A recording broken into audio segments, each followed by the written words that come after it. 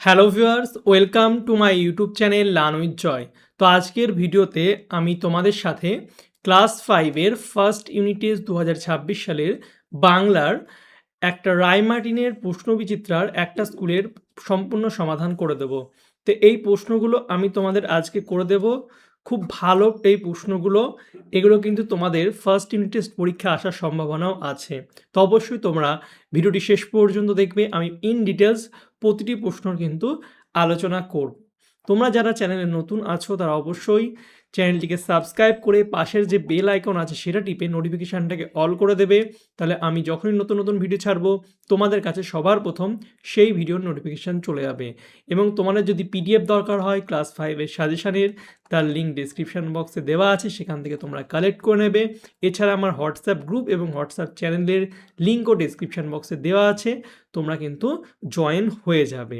ওকে, আর play store থেকে অবশ্যই আমার app learn with Joy download করে নেবে। সেখানে তোমরা সমস্ত রকমের সাজেশানের পিডিএফ এবং কোর্স কিন্তু পেয়ে যাবে। তো অবশ্যই ডাউনলোড করে নেবে।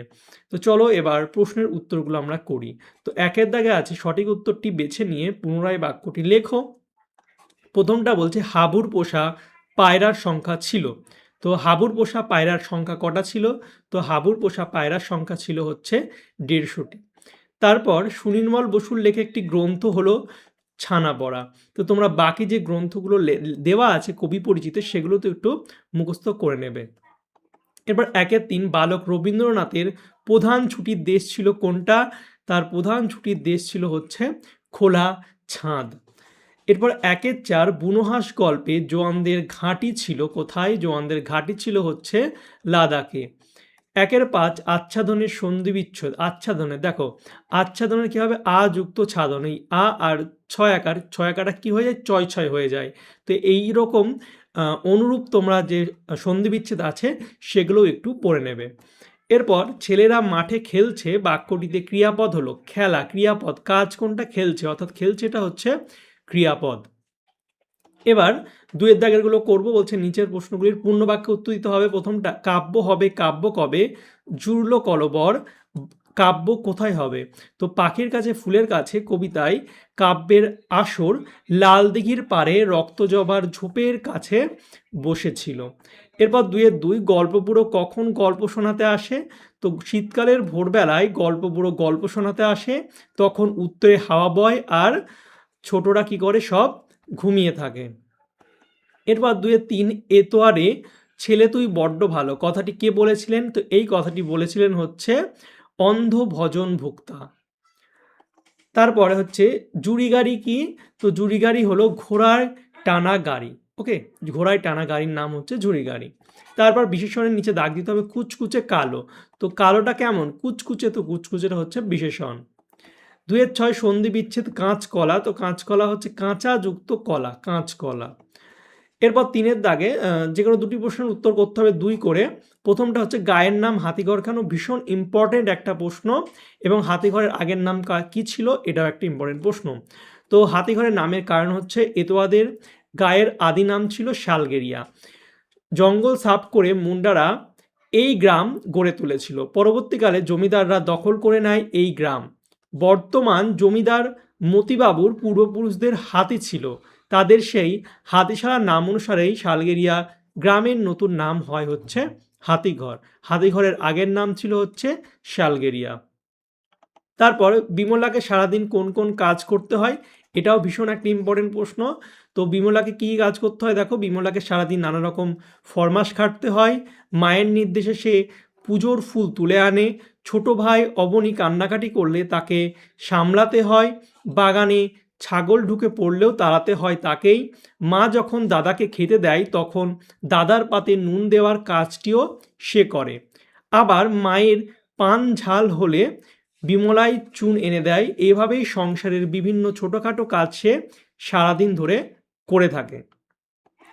এরপর 3-3 কবি কেন ছিটকিনি আস্তে খুলে ঘর থেকে বেরিয়ে এলেন? তো নিঃশব্দে বাইরে আসার কারণটা কি? একদিন রাতে চাঁদের আলোয় ভেসে গেল সুন্দর প্রকৃতি। এই সৌন্দর্য দেখার জন্য কবি ঘর থেকে বেরিয়ে এলেন। চারিদিকের নিস্তব্ধতা যাতে ভেঙে না যায় তাই তিনি আস্তে করে ছিটকানিটি খুলে বাইরে বেরিয়ে এলেন। তারপর পাঠ্যাংশে কাকে কেন বাংলাদেশের শিশু লিভিংস্টন বলা হয়েছে, এটাও একটা ইম্পর্টেন্ট প্রশ্ন। তো দেখো, উদ্দিষ্ট ব্যক্তিটা হচ্ছে ছেলেবেলা পাঠ্যাংশে রবীন্দ্রনাথ ঠাকুর শিশু রবিকে শিশু লিভিংস্টনের সাথে তুলনা করেছেন। এবং লিভিংস্টনের বিবরণটা একটু দেখে নাও। স্কটল্যান্ডের অধিবাসী ডেভিড লিভিংস্টন দক্ষিণ ও মধ্য আফ্রিকার বিশাল অংশে প্রথম অভিযান করেন। নীলনদের উৎসস্থল টাঙ্গানিকা হ্রদ ও ভিক্টোরিয়া জলপ্রপাতে পৌঁছানোর প্রথম কৃতিত্ব তারই। জামবেসি কঙ্গো নদীর গতিপথ ধরে তার অভিযান ইতিহাসে স্মরণীয় হয়ে আছে। আর রবির সাথে তুলনার কারণ কি, লিভিংস্টনের মতোই ছোট্ট রবিও প্রচণ্ড গরমে তিনতলার ছাদের ঘরে বসে থাকে অবস্থায় হঠাৎই তার পাশের স্নানঘরটি আবিষ্কার করেছিলেন। ওকে, এটা তিনি আবিষ্কার করেছিলেন। শিশু রবির কাছে তা ছিল মরুদ্যানের মতোই। নতুন জিনিস আবিষ্কার করার কারণেই রবীন্দ্রনাথ বড় হয়ে সেদিনের ছোট্ট রবিকে বাংলাদেশের শিশু লিভিংস্টন হিসাবে উল্লেখ করেছেন। অর্থাৎ তিনি যে আবিষ্কার করেছেন এটার জন্যই কিন্তু তিনি তার নামটাকে, ছোট যে রবি, তাকে শিশু লিভিংস্টন বলে উল্লেখ করেছিলেন। তো এটা খুবই একটা মজার এবং ইন্টারেস্টিং প্রশ্ন, অবশ্যই তোমরা এটা ভালো করে পড়ে নেবে। এবার লাস্ট প্রশ্ন আমাদের, যে দেখো বিশেষ্য আর বিশেষণ আলাদা করে লেখো। তো কোনটা বিশেষ্য? দেখো, বিশেষ্য হচ্ছে ক্ষীর হচ্ছে বিশেষ্য, উটকো হচ্ছে কি বিশেষণ, ওয়েসিস হচ্ছে নাম, তো বিশেষ্য, চুন বিশেষ্য, ব্যাচারি হচ্ছে বিশেষণ। এটা অনেকে বই কিন্তু বিশেষ্য আছে, কিন্তু এটা বিশেষণই হবে, কারণ ব্যাচারি কাউকে সম্বোধন করছে, কেমন ব্যক্তি, যে সে খুব ব্যাচারি ব্যক্তি, ব্যাচারি, তো ব্যাচারিটা বিশেষণই হবে। তো তোমরা এটা এটা ভালো করে কিন্তু বুঝবে। ওকে, আনন্দ হচ্ছে বিশেষ্য, ফুটবল বিশেষ্য এবং থুত্তুরে হচ্ছে বিশেষণ। তো এই ছিল তোমাদের ক্লাস 5-এর ফার্স্ট ইউনিট টেস্টের বাংলার একটা নমুনা প্রশ্নপত্র। আশা করছি তোমাদের ভিডিওটি ভালো লেগেছে।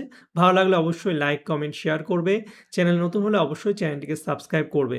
আর তোমরা যারা এখনও আমার হোয়াটসঅ্যাপ আর টেলিগ্রাম চ্যানেলে যুক্ত হওনি, সব কিছুর লিঙ্ক ডিসক্রিপশন বক্সে দেওয়া আছে, সেখান থেকে তোমরা জয়েন হয়ে যাবে। তোমার যদি পিডিএফ লাগে তো অবশ্যই আমাকে এই নম্বরে এসএমএস করবে যে স্যার আমার সাজেশন পিডিএফ বা মডেল কোশ্চেন যেগুলো তোমাদের লাগবে আমাকে এসএমএস করবে। তাহলে আমি তোমাদের একটা কিউআর কোড পাঠিয়ে দেবো, সেখানে পেমেন্ট করলেই তোমাদের তারপর আমি পিডিএফটা কিন্তু পাঠিয়ে দেবো অবশ্যই, ঠিক আছে? তো অবশ্যই তোমরা এসএমএস করবে। এই নাম্বারে কিন্তু তোমরা কল করবে না, শুধু হোয়াটসঅ্যাপে এসএমএসটাই করবে। আর কোনো যাবতীয় ডিটেলস তোমরা হোয়াটসঅ্যাপ গ্রুপ এবং হোয়াটসঅ্যাপ চ্যানেলে পেয়ে যাবে, সেখানে জয়েন হয়ে যাবে। তো চলো বাই, দেখা হবে তোমাদের সঙ্গে পরের একটা ভিডিওতে। Thank you for watching my videos.